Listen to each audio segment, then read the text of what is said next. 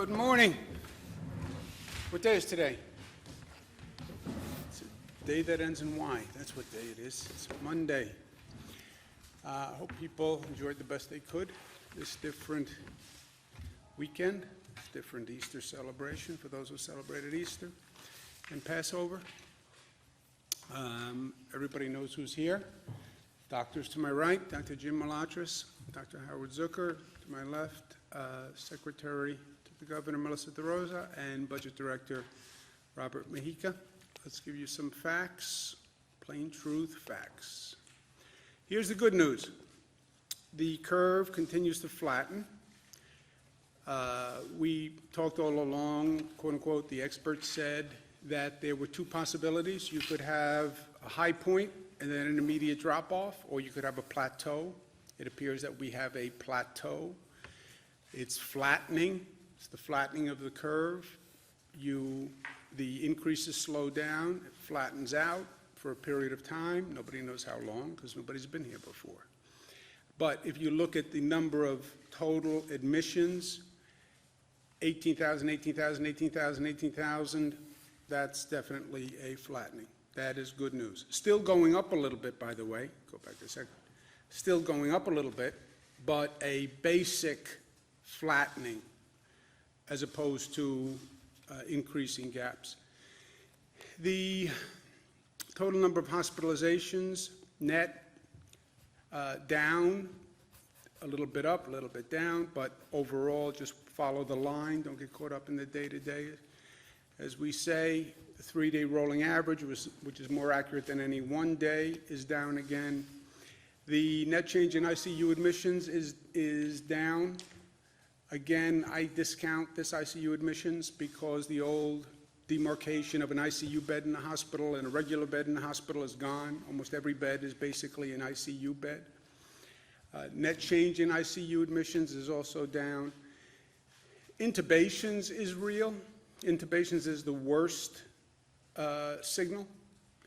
People who are intubated wind up on a ventilator most often do not come off the ventilator, somewhere 70%, 80%, depending on who you talk to. So this is a scary number. When that's down, it's good, and that is down. The three-day rolling average is down, so that's good news. We were worried about the spread from New York City to suburbs upstate, and we have been very aggressive. When we get a little cluster, a spot that's acting up, we jump on it. This is like watching a fire going through dry grass with a strong wind, and it's blowing the fire, and a couple of embers wind up on one side of the field, and the embers start to catch fire, and that's a cluster, and you have to run over to those embers and stamp them out right away before they grow. But you see the stabilization there, and that has been good too. This is a new take on it. We talk about net hospitalizations. This is the number of new COVID hospitalizations to date. This is how many new COVID diagnoses or people walking into the hospital had COVID. So you see still about 2,000 people per day are walking in or being diagnosed with COVID. So you're still increasing the hospital population initially by 2,000 people who are testing positive for COVID, but on the other side of the healthcare system, people are being discharged on the other end. So the net is what we talk about because we've always been worried about lack of capacity in the hospital system where you pour the water into the glass and the glass overfills, where the hospital system just can't handle the number of people coming in. And that's why we've been studying the net. But this says, take a deep breath. You still have 2,000 people per day who are coming into the hospital system. And the terrible news is as terrible as it gets, and the worst news I've had to deliver to the people of this state as governor of New York, and the worst news I've had to live with on a personal level. Number of deaths is 671. Not as bad as it has been in the past, but basically flat, and basically flat at a horrific level of pain and grief and sorrow. This is 671 people who passed away on Easter Sunday. For me, I'm Catholic. Easter Sunday is the high holy day in many ways, and one of the high holy days. And to have this happen over this weekend is really, really especially tragic. And they are all in our thoughts and prayers. That raises the death total to 10,056. Again, for perspective, 2,700 lives were lost in 9/11, and 9/11 changed every New Yorker who was in a position to appreciate on that day what happened. And the number of lives lost was horrific after 9/11, and the grief was horrific. And we are at 10,000 deaths. New York, 10,000 deaths. New Jersey, 2,000 deaths. Massachusetts, 756, and then you have the state of Michigan. Why New York? Why are we seeing this level of infection? Well, why cities across the country? It's very simple. It's about density. It's about the number of people in a small geographic location allowing that virus to spread, and that virus is very good at what it does. It is a killer. It is very good at spreading. It is very contagious, and the dense environments are its feeding grounds. We learned that lesson very early on. Remember, we had one of the first hot spots in the nation. One of the most intense clusters was New Rochelle, New York. New Rochelle is in Westchester County. It's not in New York City. Why New Rochelle? And that's what I was so concerned about early on. We didn't know what we were looking at. Why New Rochelle? Because in New Rochelle, one person or two people who were infected were in dense gatherings with hundreds of people, and it spread like wildfire. So it's not just a dense city or a dense community. It's any person in a dense environment. You can be in a very rural county. You know, people think New York, oh, it's all New York City. No, no, we have counties that have more cows than people by population. You can be anywhere. But if you have a person who's infected in a room of 200 people, 300 people, 400 people, now you have a problem. This goes back to the Spanish flu, where some cities canceled parades, other cities didn't cancel parades. We went through these numbers when we had the decision on the St. Patrick's Day parade, which Bernadette still will not forgive me for. But you can have a parade in a relatively small city, but you bring people together, and this virus has a feeding frenzy. Where do we go from here? Question of reopening, which everyone wants to do, and everybody wants to do yesterday. I am at the top of that list. We have to understand on the reopening, as much as we have this emotion, we want it to happen, and we want it to happen now, and we can't take this anymore, and everyone feels the same. It is a delicate balance. Remember what we have to do on reopening. And remember, it has never been done before. None of this has been done before. So anyone who says to you, oh, I know what we should do, I know. Yeah, you don't know because nobody knows. And that's the one thing that we have learned over and over again. And this place has never done this before. Also, you look around the world, you see warning signs from countries who have opened. And my point is to our team, I want to learn from those other countries, frankly. And I want to make sure we know from our studying and assessment of what's gone on in other countries that what worked, what didn't work, and let's learn from those lessons. And you can now go back and look at Wuhan province and look at Italy and look at South Korea and see what they did and see what worked and what didn't work, so let's learn.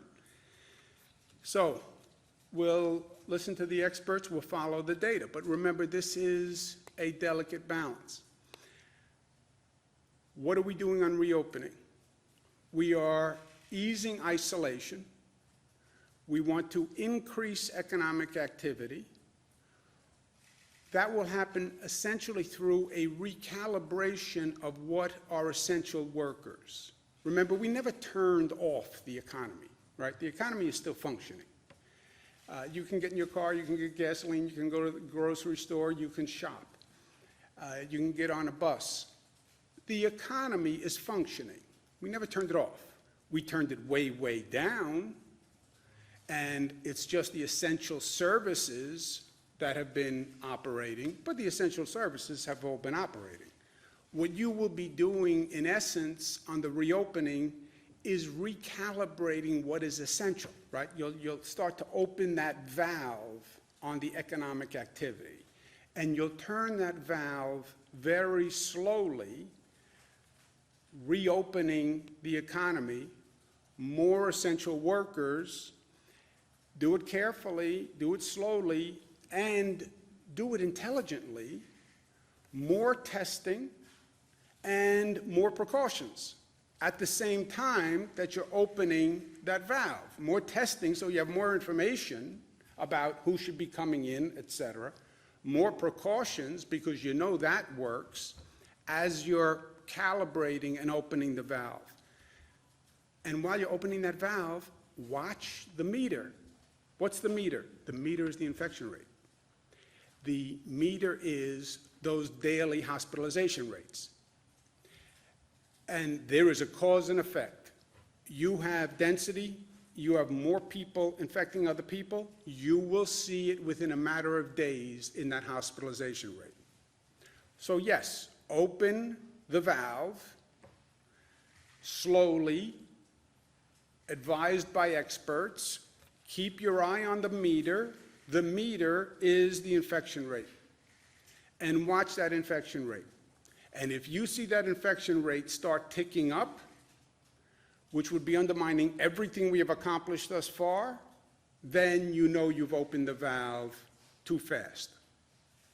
That is the delicate balance that we have to work through. And that is what has never been done before. And nobody can tell you today, I know how to do that, because it just hasn't happened. So what do? First, we come up with a reopening plan. I'm not interested in political opinions. I'm interested in what the experts say about this, to the best they can tell you. But you have public health experts. They can study South Korea. They can study China. They can study all the data that we have. You have economic experts that can help you decide what is the next notch of essential workers that can actually start the economy back up and have a consequential change. But that is a real plan, and that has to be developed, and that has to be smart. The wider the geographic area for that plan, the better, because this virus doesn't understand governmental boundaries. Well, I'm Westchester County, so you virus have to stop before entering here and follow my rules. No. The virus follows its own boundaries and its own guidelines, and it doesn't have any. The geographic area that is an economic area, a workforce area, a transportation area, that's the relevant area that we have to be looking at. You have to coordinate all these systems. You can't start one system without starting the other systems. You can't start the economic system without starting the transportation system.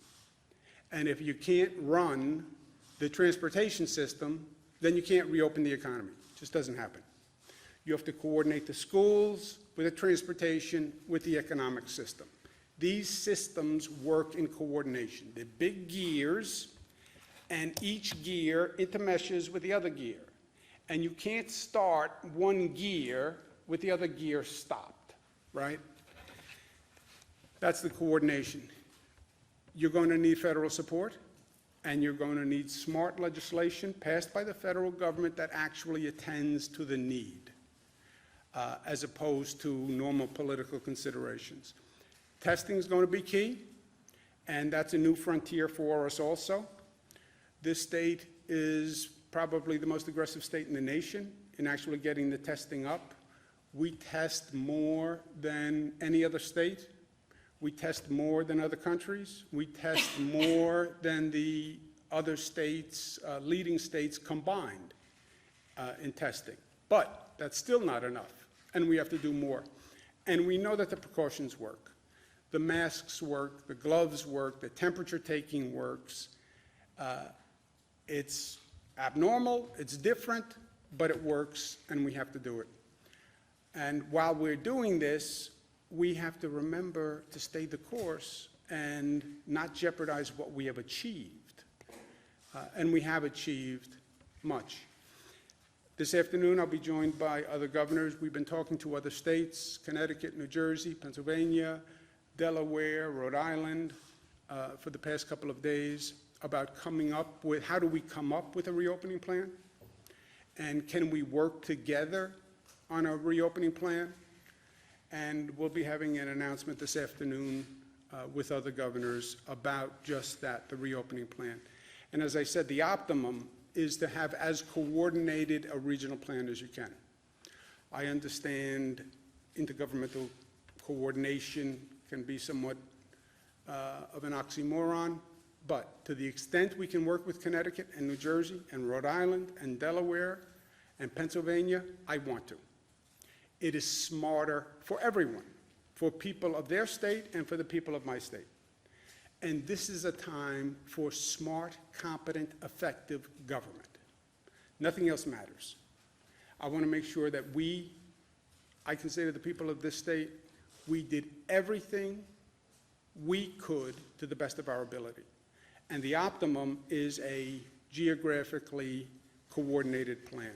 I don't believe we could ever get to total coordination with the other states, because all the states have a little different set of circumstances and facts. I don't even believe we should have a uniform plan without recognizing the state-by-state distinctions. But to the extent we can coordinate, we should and we will.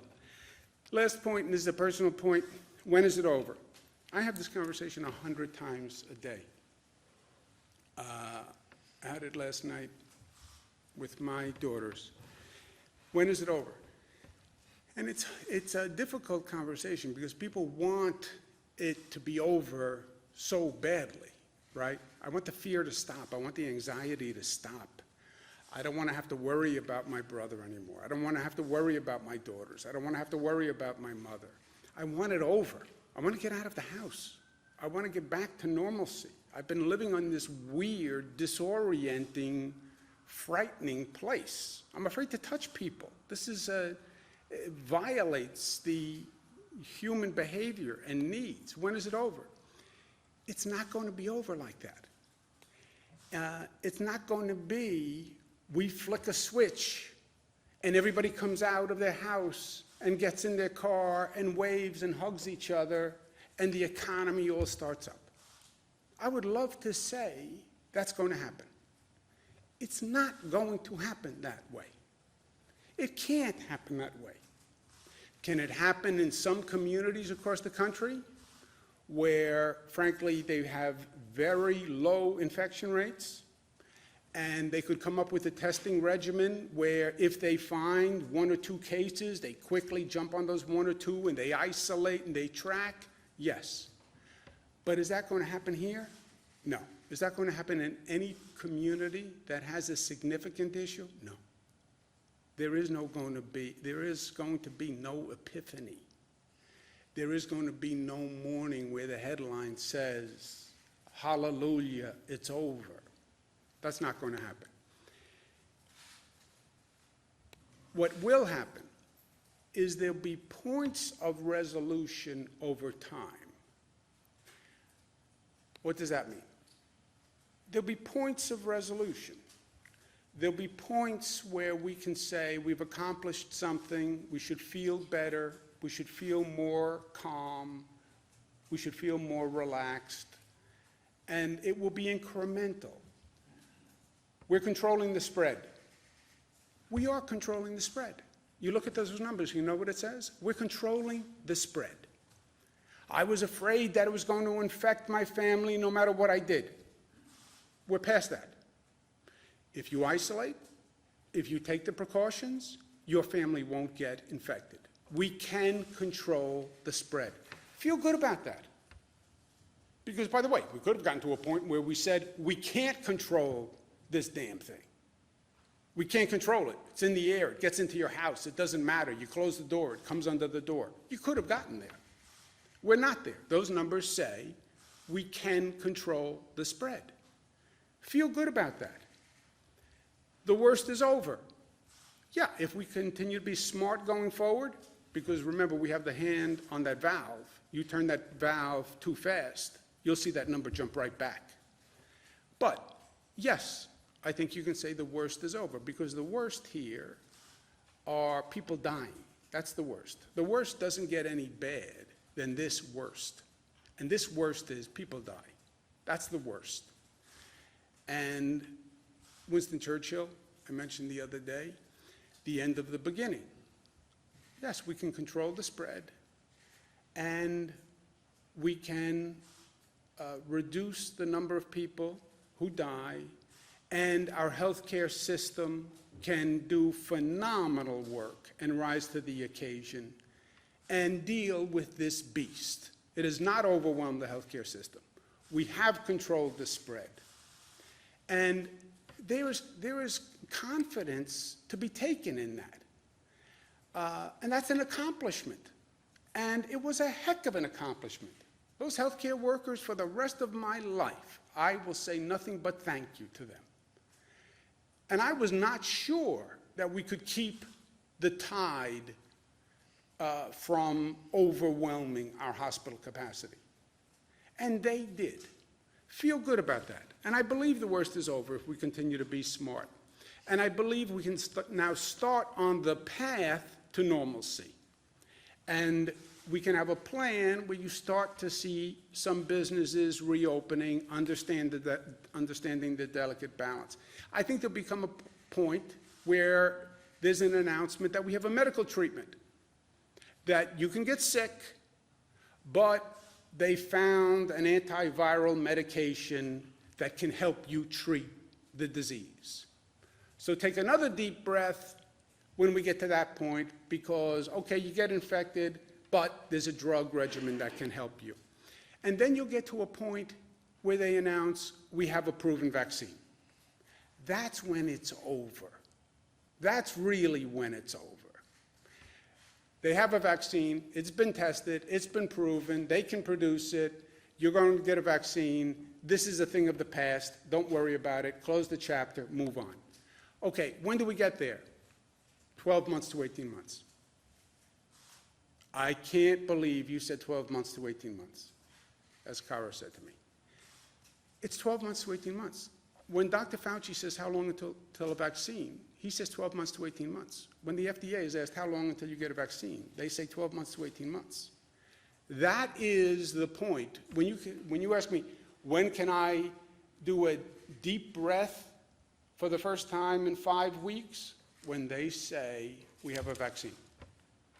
That's when it is over. But there will be points between now and then where we should feel more confident and we should feel better. Well, I want it to be over tomorrow. I get it. I want it to be over tomorrow. I want it to be over tomorrow more than you want it to be over tomorrow. But that's not reality. So let's calibrate our expectations. And in the meantime, stay the course, because we have accomplished a lot through heroic efforts of healthcare workers, police officers, transportation workers who showed up to drive those trains and buses every day. I mean, people just doing extraordinarily brave, generous, courageous things every day, literally putting their lives at risk for the public. And we have flattened that curve by people's actions. which, remember, is why those projection models were all wrong. The projection models were high, they weren't wrong, it's a bad word. What they were saying is this is where the infection will go if unabated. What's the question mark on whether or not you can abate it? Can you put forth a government policy, but more, will people listen to the government policy? You have 19 million people in New York. I could stand up here all day long and say, you must social distance, you must stay home. If New Yorkers don't believe it, if Americans don't believe it, if they question their government, if I don't have credibility, why do I stand here and go through all the facts? I'm not asking any New Yorker to take my word for anything. I'm not asking any American, take my word for it. Here are the facts. I'll give you the facts. The good facts, the bad facts, the ugly facts, you get all the facts. You tell me what you decide. They decided on the facts that they would comply. And they've done things I would have never dreamed that they would do. And they've actually made significant progress. Do not reverse the progress that we have made in our zeal to reopen and get back to normal. That's going to be the challenge going forward. But we'll do it because we are New York tough, and tough is not just tough. We know what tough is, but tough is also smart, and tough is also united, and tough is also disciplined. And tough, most importantly, is loving. Well, that sounds counterintuitive. They sound repugnant. No, no, no, no. Toughest people are strong enough to say love. The toughest people, and that's New Yorkers. Questions? So what would have to happen for New York City schools to reopen? What would have to happen first? Swabs to do tests. Is that something happening elsewhere in the state? Is there anything the state can help with? We, on a daily basis, you're talking about medical equipment for hospitals? Swabs, yes. The hospital officials say they're in danger of running out of swabs to do Yeah. tests. I'll ask the Commissioner and Jim to comment specifically. But just so you know how this works, on a daily basis, every hospital does an inventory that they send to us that says what they have and what they need.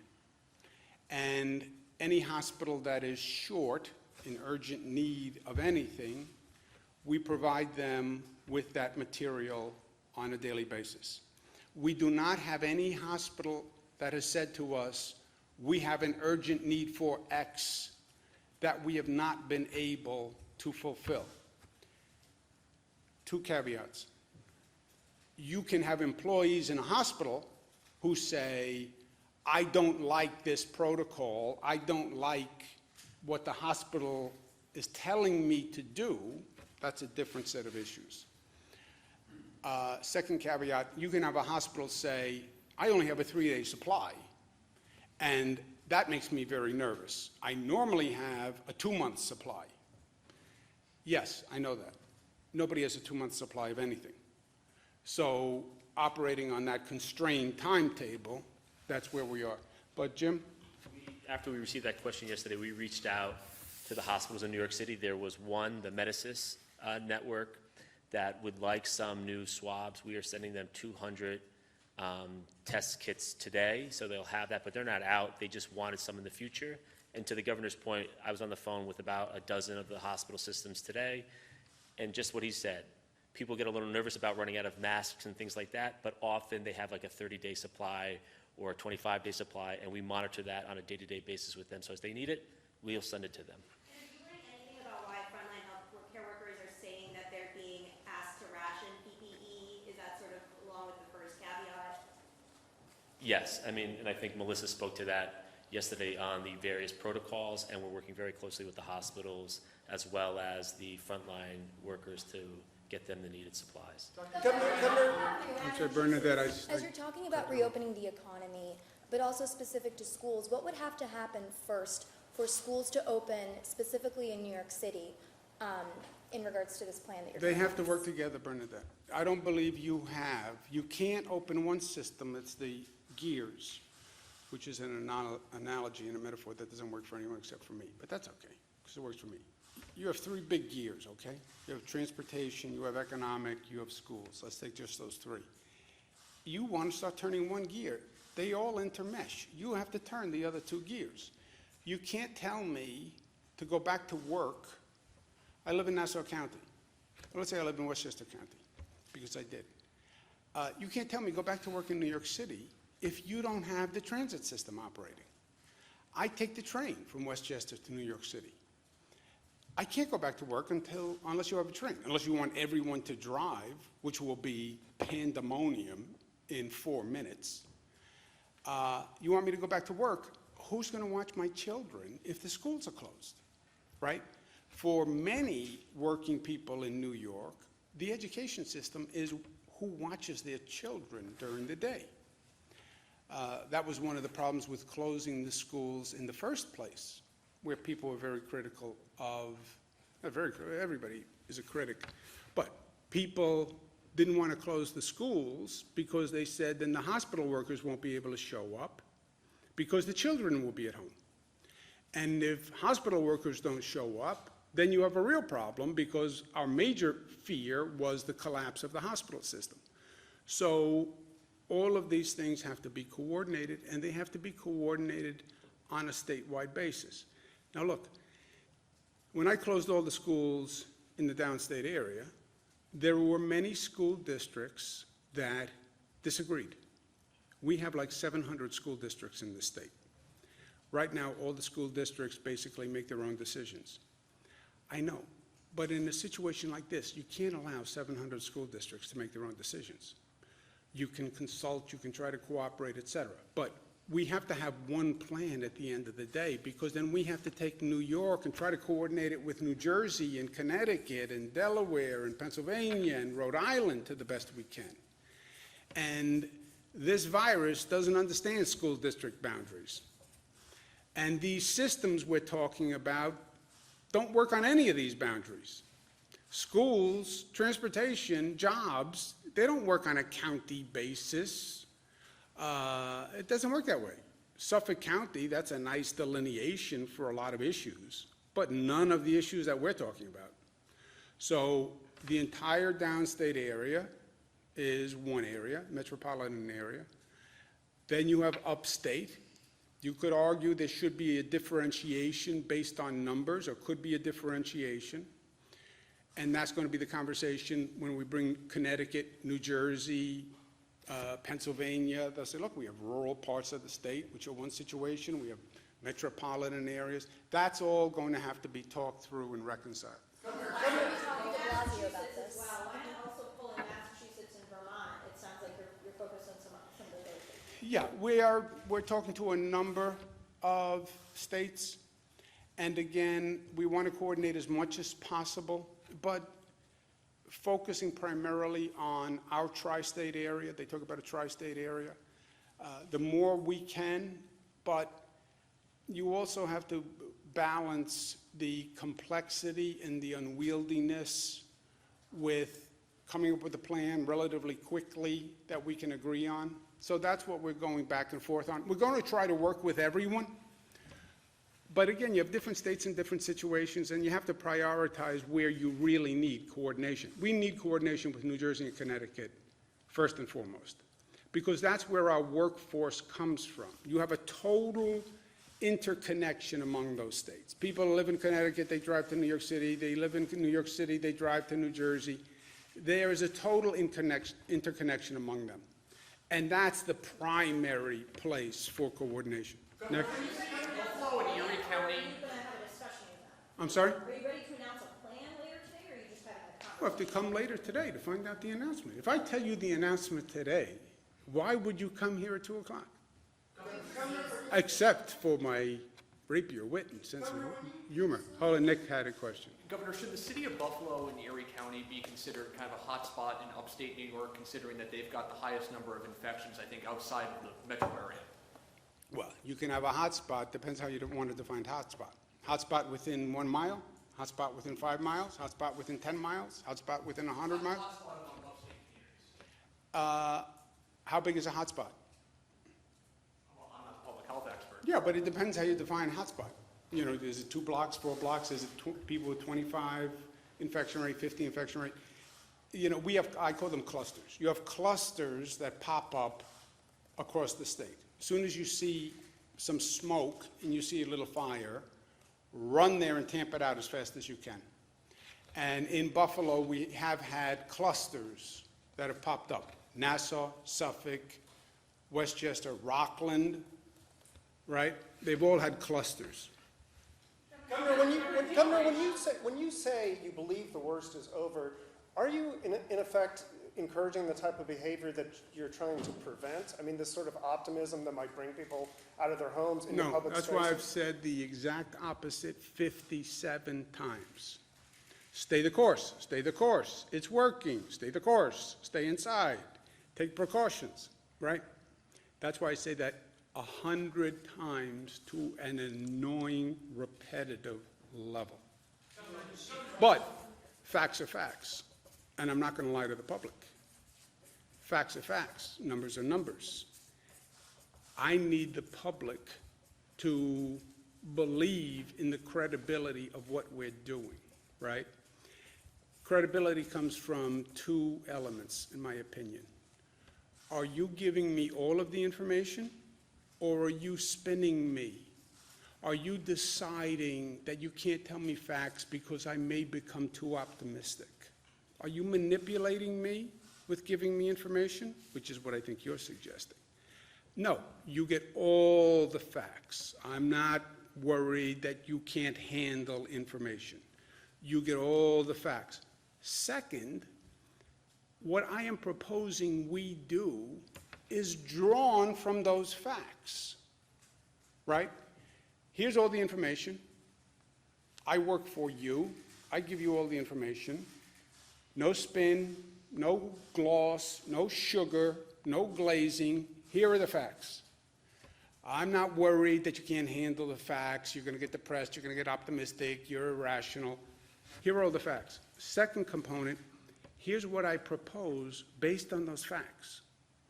And I think it's the intelligent response to those facts. I hope you agree with me that it is the intelligent response and you follow the proposal, because I need you to follow the proposal because it's all about you. If you, the public, if the people don't decide to do social distancing, nothing works. If the people don't decide to stay home, nothing works. I could never mandate 19 million people, you must stay in your house. And if they say, as New Yorkers can say, I think you're being overly dramatic, or you're too political, or you don't know what you're talking about, what do I do when 19 million people defy the order? Go out and arrest 19 million people? They have to believe it. So they get all the facts. I'm not going to shape the information they get. Here are all the numbers. But, and here's my policy based on the numbers. And here's what I suggest, and I hope you think it is not only credible, but competent and smart. And I hope you accept it. It's the best I can do. Joseph? All those numbers that we have, the amount of people hospitalized are at a record high, the amount of people in the ICU are at a record high. We just crossed over into 10,000 deaths in New York. What makes you feel so confident that the worst is over? I'm not confident that the worst is over. I said, if you look at the numbers, 18,000, 18,000, 18,000, 18,000, 18,000, the numbers suggest a plateauing, slight increase, but a plateauing, which is what the experts have talked about. That's what the numbers say. I also say, whatever those numbers say is a direct result of what we do. I've said, if we do something stupid, you will see those numbers go right back up tomorrow. Period. The worst can be over, and it is over, unless we do something reckless. And you can turn those numbers on 2 or 3 days of reckless behavior. It's like being on a diet, right? You get on the scale every morning. I lost 5 pounds. I lost 5 pounds. I've lost 5 pounds. Oh, you're declaring that you have lost 5 pounds forever. No. I lose self-discipline today, and I go home, and I eat like a horse, and I'll get on that scale. It's going to give me a different number tomorrow. It is directly a result of what you do today. The number is down because we brought the number down. God did not do that. Fate did not do that. Destiny did not do that. A lot of pain and suffering did that. And that's why we lost 5 pounds. Because we went out every day and we exercised and we burned more calories than we ate. That's how it works. It's math. And if you don't continue to do that, you're going to see that number go back up. And that will be a tragedy if that number goes back up. Obviously, we've gotten to a point where the hospital. Repeatedly declined to provide a list or the number of cases at each nursing home in New York State, citing patient confidentiality. Can you explain how it is a breach of patient confidentiality, just to release the total number of cases at each facility?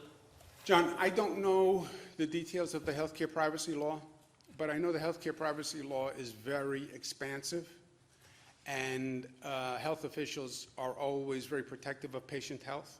But I don't know the law well enough to answer you, but I can get you an answer today. I can have the healthcare counsel tell you. Zucker certainly does. I mean, HIPAA generally prevents the release of personally identifiable information.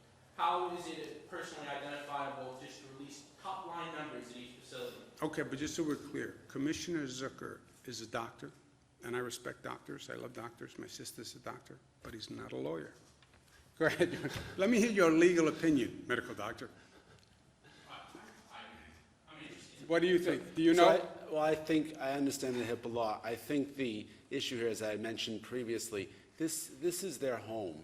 These nursing homes are their home, and we want to make sure we protect their privacy in that sense as well. It's not just an issue of sort of saying that there's a HIPAA law. It's that there's nowhere they're going to go, and we don't want to put information out about that. No, John. A legal rationale is more of a moral? No, it's a law. It's a law. But we'll get you the legal, we'll get you the law on the matter. But the law is also tied to the spirit of the law and ethics, right? You don't want to invade people's privacy. We give you everything I have that doesn't invade someone's personal privacy. Otherwise, there's no secret to number of deaths in nursing homes, right? If to the extent you can release it without invading people's privacy, release it.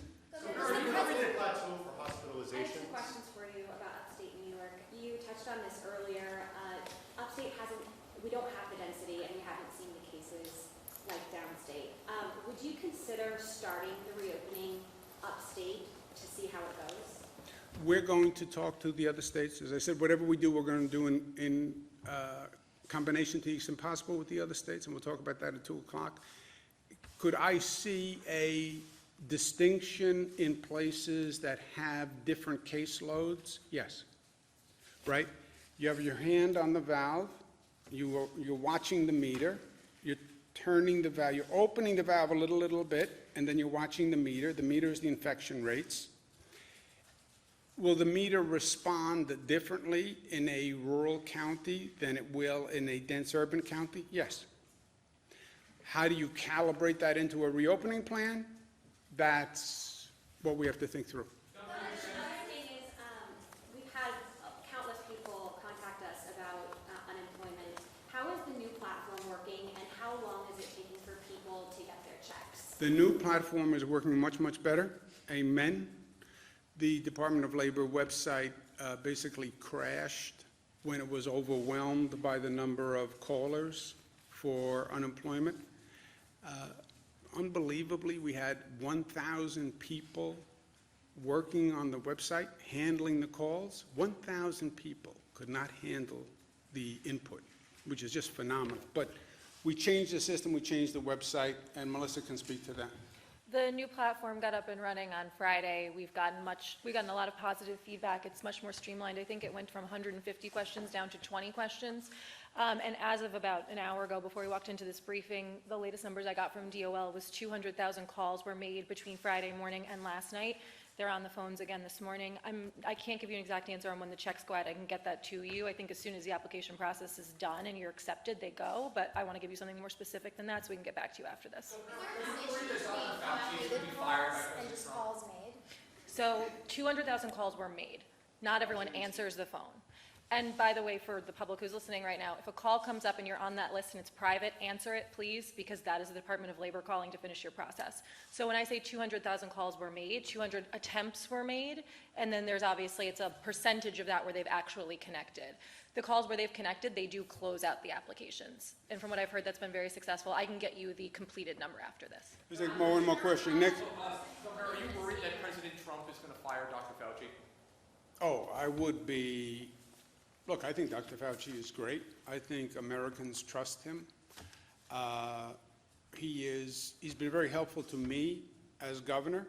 I've called him numerous times. He's very good at getting back.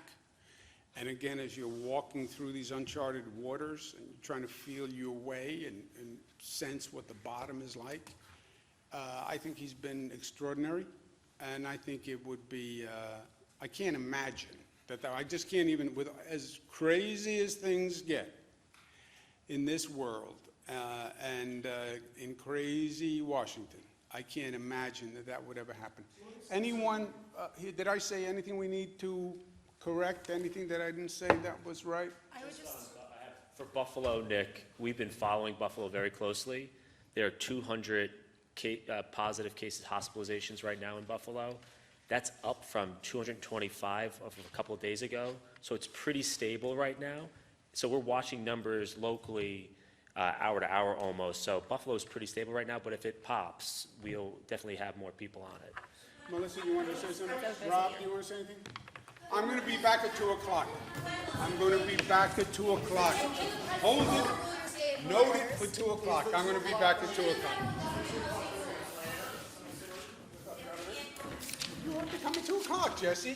I know you. You won't be back if I tell you.